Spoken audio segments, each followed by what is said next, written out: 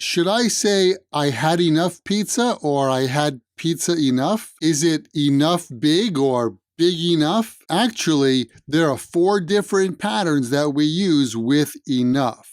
Let's study together.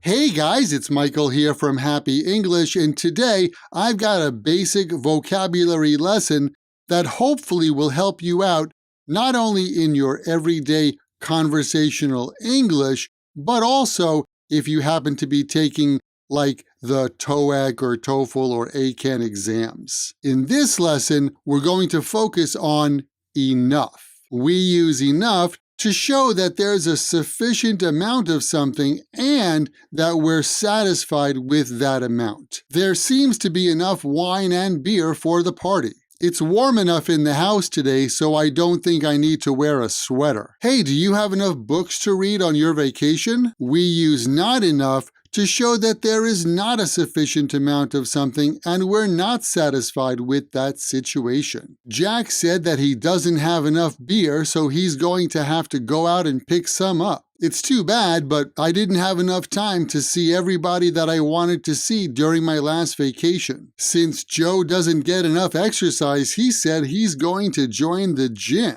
All right, so that's the meaning of enough and not enough. Now, let's take a look at the 4 patterns that we use with this word. First, we use enough followed by a noun. You can say, I think she has enough furniture, but not, I think she has furniture enough.